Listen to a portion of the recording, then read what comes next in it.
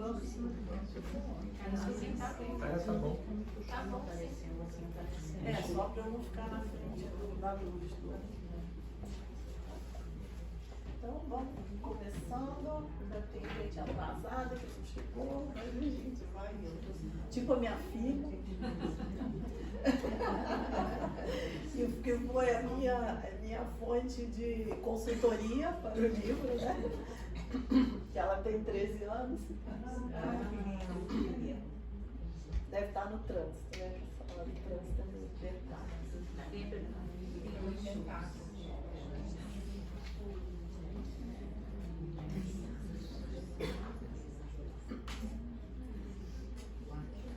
Você já ligou ali? Já tá ligado? Gente, boa noite, então. Já começo agradecendo a presença de vocês, que eu sei que hoje tem muitas coisas boas nessa cidade, shows. E, de um modo geral, a vida está muito corrida, né? Eu sei que tirar um tempinho para estar aqui é uma coisa muito especial.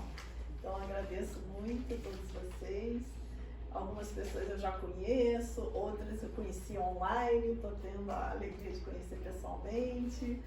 Outros são velhos amigos, que eu sempre tenho a alegria de rever quando venho aqui. Então, é uma felicidade imensa a presença de vocês. Muito obrigada. Vou chamar o Matheus, né?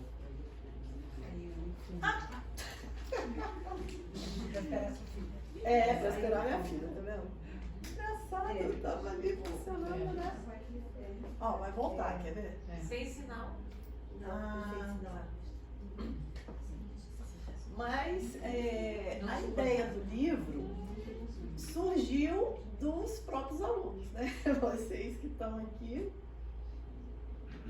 que me acompanham, que fazem os cursos online, e as pessoas começaram a me pedir: eu tenho um filho, eu tenho um neto, eu tenho um sobrinho que tem curiosidade sobre física quântica, faz um texto para essa faixa de idade. E no início do ano, isso ficou muito repetitivo. Sabe aquela coisa tipo sincronicidade, né? E aí eu falei, bom, eu acho que está na hora de fazer mesmo, né? Tudo estava convergindo para isso. Então, nasceu a chave quântica, que é para o público infantil juvenil. Acredito que a partir de 9 anos, assim, já dá para acompanhar bem. Mas tem os pequenininhos, né, que também estavam me pedindo. Então, na sequência, agora já vai vir o dos pequenininhos também, para já fazer o trabalho completo, né? Então, esse livro, como eu disse, eu aproveitei que eu tenho uma filha de 13 anos que adora ler. Então, ela foi me dando umas dicas também, porque a princípio eu segui como eu fiz o primeiro livro, que é o Quantum Primordial, que é uma introdução ao tema. Então, o livro já estava todo escrito. Eu já tinha escrito da mesma forma que o outro, mas numa linguagem mais coloquial, né, para um público mais jovem. Só que aí, depois que o livro já estava prontinho, eu pensei assim, falei, esse livro tá muito chato, né? Porque a garotada hoje é difícil competir com a tecnologia toda, né, que eles têm acesso. Então eu falei, eu vou tentar criar uma trama para a história ficar um pouco mais envolvente, né? E eu nunca tinha escrito nada desse estilo. E falei, bom, vou escrevendo, vamos ver, né, se vai fluir. E felizmente foi fluindo, a história foi fluindo e acabou surgindo um enredo, né, onde 3 adolescentes buscam a física quântica para resolver questões deles. E aí a física quântica vai sendo ensinada naturalmente ao longo da história. Então achei que ficou mais fácil para a gente introduzir os nossos jovens, né, nesse assunto. Então, pode passar? Aí você vai passando aí, conforme você achar. A minha abordagem da física quântica é sempre na linha do paralelo com a espiritualidade. porque esse aqui é o grande ganho da física quântica. Então, o meu próprio caminho, ele começou assim, né? Eu fiz o meu mestrado em física quântica, nunca imaginei trabalhar com a física quântica desse modo que eu trabalho. Mas depois que eu terminei o mestrado, eu comecei a praticar meditação, a estudar o budismo e percebi realmente a grande conexão que tem entre os dois assuntos. E as filosofias orientais, como o Capra há muito tempo já havia falado, né, na década de 80, no best-seller O Tal da Física. E eu pude sentir isso na pele. E realmente eu vi o quanto a física quântica é um tema importante, é algo que merece ser divulgado, merece ser compartilhado com o público leigo. E me deu essa motivação de realmente criar esse trabalho para o público leigo. E a coisa fluiu, né? Então eu acho que era realmente eu acho que a minha missão mesmo, levar a física quântica para as pessoas, porque a conexão com a espiritualidade é muito bacana. Porque a física quântica hoje, ela é praticamente a linguagem do século XXI para se falar de espiritualidade. É algo tão profundo, né? Não é nem um paralelo com a espiritualidade. Já é a própria espiritualidade em si, sendo descrita por uma linguagem que hoje vem dentro da ciência. Então, é algo muito, muito tocante. E algo também que eu acho que nós precisamos muito nesse momento. Pois nós estamos enfrentando desafios muito grandes, que com essa mente da física clássica do século XIX, não vai ser possível superar. Então nós precisamos dar esse salto quântico, né, de entrar para essa nova visão do que a ciência fala acerca do universo no século XXI. E é bem importante ressaltar a diferença aqui de religião e espiritualidade, porque quando eu falo de física quântica e espiritualidade, eu não estou falando de religião, eu estou falando da espiritualidade no sentido de nos conectarmos a algo maior, de buscarmos uma compreensão mais profunda do universo, do nosso papel dentro dele, né? Dessa busca que nós temos como seres. E essa espiritualidade, ela não está vinculada a nenhum tipo de religião, a nenhuma crença. A pessoa pode até nem acreditar em Deus, mas ter essa espiritualidade bem desenvolvida, enquanto que ela também pode ser praticante de uma religião e não ter uma espiritualidade bem desenvolvida, né? Porque a religião muitas vezes acaba reforçando o ego, a identidade, as nossas limitações. E essa espiritualidade que a física quântica se encontra é uma espiritualidade libertadora, é uma espiritualidade de realmente ultrapassarmos as barreiras da identidade que nos coloca como separados do todo, né? Então, o Einstein dizia, né, Deus futuramente será assunto da ciência. Então eu gosto muito do Einstein, uso muito as frases dele, porque ele naturalmente já tinha essa visão mais ampla, né? Ele dizia também, por que essa ciência que facilita tanto a nossa vida, que cria tecnologia, por que ela nos ajuda tão pouco nessa questão, né, da nossa felicidade genuína, da nossa crise existencial, né, dessa dor existencial que todos nós temos? Aí ele mesmo respondia, ele dizia, porque nós não fazemos um uso sensível da ciência. Então o próprio Einstein defendia que a ciência não é só para criar tecnologia, a ciência ela também deve ser usada nesse caminho de autoconhecimento, nesse caminho de buscarmos essa conexão com algo maior, né? Essa foto minha é bem antiga, na época que eu fazia o mestrado, a casa que o Einstein morou em 1905, que ele escreveu 5 artigos que revolucionaram a física, uma casinha simples em Berna, que virou um museuzinho, né? Então tem alguns móveis, bem bacana. Ixi, tá. Doutor. Tá quântico o negócio. Vai e volta. Vai. Manda foto. Vai. Isso. Então, essa questão da física quântica com a espiritualidade, na verdade, é algo muito natural. Mas, ao mesmo tempo, é algo que ainda tem muita resistência. Então, muitas vezes eu faço um post lá no Facebook, aí o pessoal escreve, física quântica com espiritualidade não tem nada a ver, ciência com espiritualidade não tem nada a ver. Eu falo, gente, além de tudo, as pessoas são atrasadas e mal informadas, né? Porque em 2019, o Marcelo Gleiser, que é um físico super conhecido, renomado, né, que está dentro da academia, ganhou o prêmio Templeton de Ciência e Espiritualidade, que é um prêmio equivalente ao prêmio Nobel. Então veja como a ciência e a espiritualidade já é algo reconhecido até dentro da academia.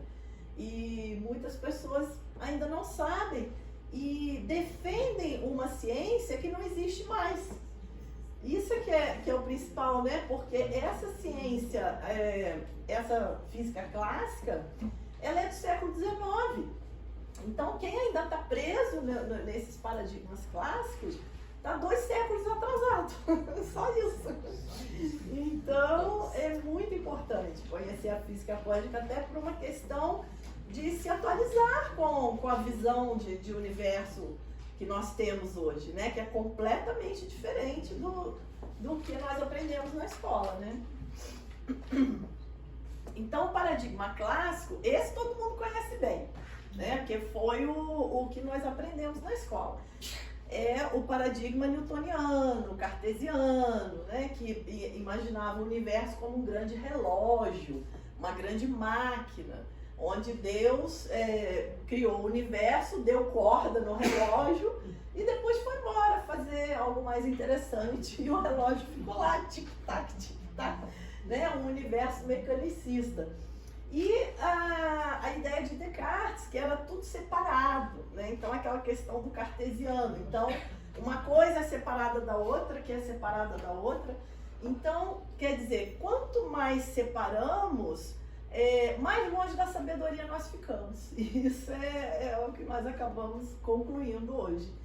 E o paradigma quântico, ele é radicalmente diferente. O paradigma quântico, ele vai dizer que nós vivemos em um universo de infinitas possibilidades. Que o universo, na verdade, é um campo quântico, não tem essa separação de Descartes, né? Então, nós temos o emaranhamento quântico, nós temos a questão do observador. Então, tudo na física quântica é radicalmente diferente. Então, por isso as pessoas acham a física quântica difícil. Mas não é que a física quântica seja difícil, ela é diferente. O problema é que nós queremos entender a física quântica com o olhar da física clássica. Né? Nós queremos colocar a física quântica na caixinha da física clássica. Daí não vai, daí a gente não vai conseguir entender. Mas se nós nos abrirmos, né, deixarmos a visão clássica de lado e realmente nos abrirmos para o novo, a física quântica vai fazer todo sentido. Vocês vão ver que não tem nada de tão misterioso. Porque o paradigma clássico, ele parte da ideia de que tudo é matéria.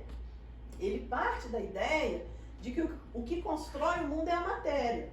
Então, o que é a base de tudo? São as partículas subatômicas que formam os átomos, que formam as moléculas. Então, vai de baixo para cima, né? Que formam as células, que formam o cérebro. E, por último, surge a consciência. Quer dizer, isso é uma crença, né? Isso é uma crença do paradigma clássico, porque nós temos milhares de artigos publicados que mostram a existência da consciência com o cérebro totalmente desligado, né? Tem experiências de quase morte, experiências todas documentadas, mas isso fica meio de lado, né? E a consciência seria um resultado, né, secundário do cérebro.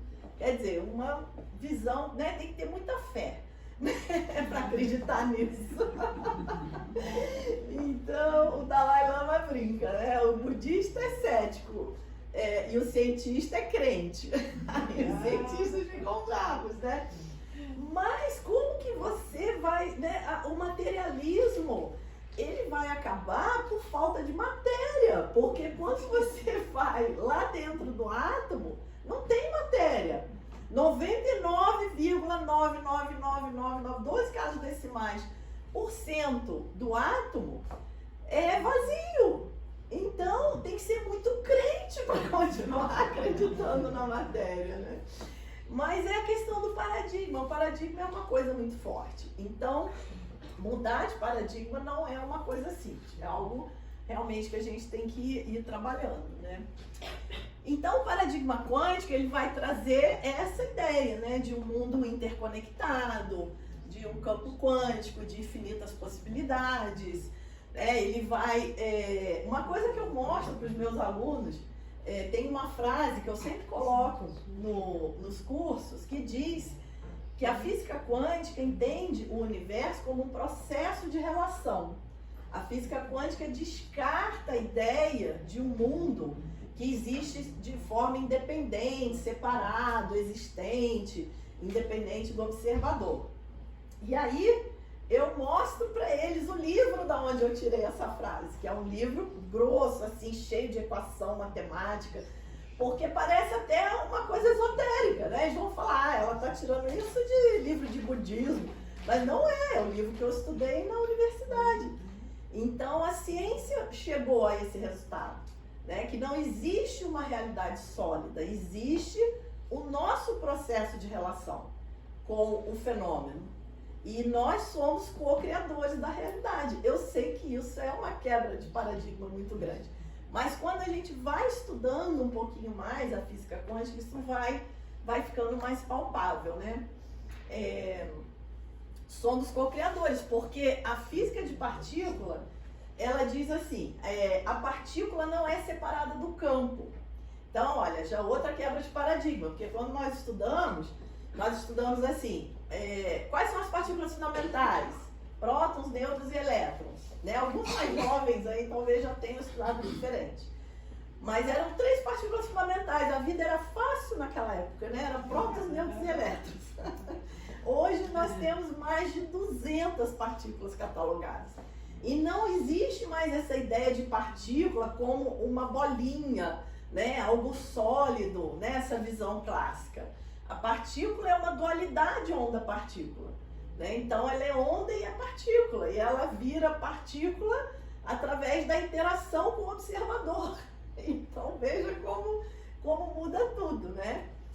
Então a famosa experiência da fenda dupla, né? Onde um canhãozinho de elétrons jogou elétrons contra 2 fendas, né? Então acreditava-se, se o elétron é uma partícula, ele vai fazer 2 frisos ali, né? Algumas partículas vão passar por esse lado, outras vão passar por esse, vão fazer 2 frisos. É o que todo físico sensato esperava, né? Mas, para surpresa de todo mundo, quando eles jogaram os elétrons, apareceu uma franja de interferência, que é uma figura de onda, quando nós lançamos ondas.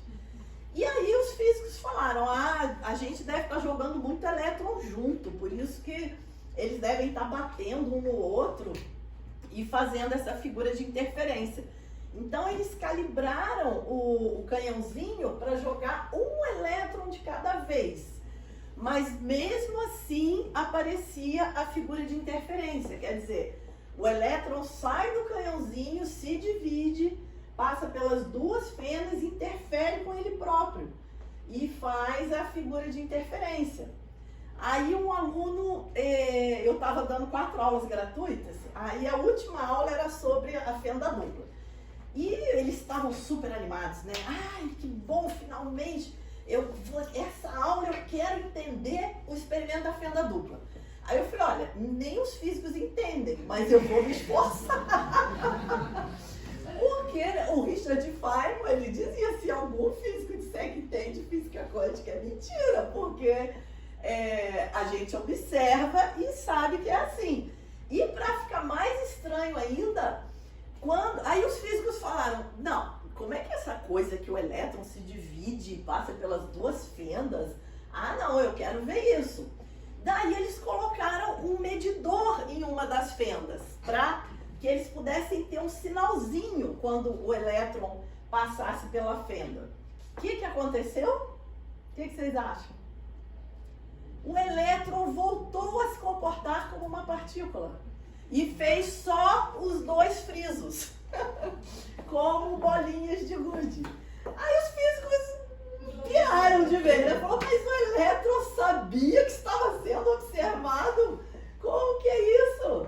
Né? E essa figura aqui, gente, isso aqui não é um monte de elétrons, não. Isso aqui é um elétron. Isso aqui são as infinitas possibilidades. É porque o elétron, quando ele sai do canhãozinho, ele se divide numa onda de infinitas probabilidades, passa pelas duas fendas e interfere com ele próprio. Né? Então, antes da interação com o observador, a gente tem isso aqui, ó, esse elétron espalhado em todos os resultados simultaneamente. E aí, quando eles... É por isso que dá essa figura de interferência, né? Porque o elétron está espalhado como uma onda de probabilidades. Mas no momento que eles colocam o medidor e tentam observar, o elétron é tímido, gente. Aí ele volta, ele colapsa, ele volta a se comportar como uma partícula, né? Então, esse é o mundo quântico, né? Então, o que os físicos dizem é que as partículas quânticas se comportam de acordo com a informação que temos sobre elas. Olha o nosso chãozinho clássico quebrando, ó. Daqui a pouco a gente não tem chão, né? Porque não tem isso de que a partícula tem um comportamento ou outro. Ela vai se comportar dependendo da informação que eu disponibilizo dela, né? Então veja como a nossa participação é importante, né? Como nós somos os co-criadores. Então, terminando, senão não vai ter autógrafo, eu vou ficar só falando aqui, que a gente se embala, né? Então, o livro, né, como eu disse, é uma trama que gira em torno de um mistério, onde dois adolescentes investigam o desaparecimento de sua melhor amiga. Então, tem esse enredo, né, para prender mais a atenção dos adolescentes. Pode clicar aí que vai entrar mais isso. É uma história de suspense, onde a física quântica é ensinada naturalmente no decorrer dos acontecimentos, né? Então ficou mais fluido para... Então é um livro interessante para os adultos também, né? Quem quer conhecer a física quântica, mas quer conhecer numa linguagem mais leve, num contexto assim mais interessante, eu acredito que vai ser bem legal também. Então, meus agradecimentos para vocês. Quem ainda não me segue nas redes sociais, lá no Instagram eu coloco tudo, coloco muito material gratuito, coloco informação dos cursos. O meu perfil é Eliane Xavier Física. Eliane _Xavier Física, tá? Então, vocês podem seguir por lá, quem ainda não segue, quem quiser mais informações. E se alguém tiver alguma pergunta, para que a gente possa encerrar, porque o Matheus me avisou muito, falou, ó, pode fazer palestra, mas só meia hora. Ele puxou, porque senão atrasa lá embaixo, depois eles querem fechar a livraria e ainda tem uma fila de gente, né? Mas é isso, gente.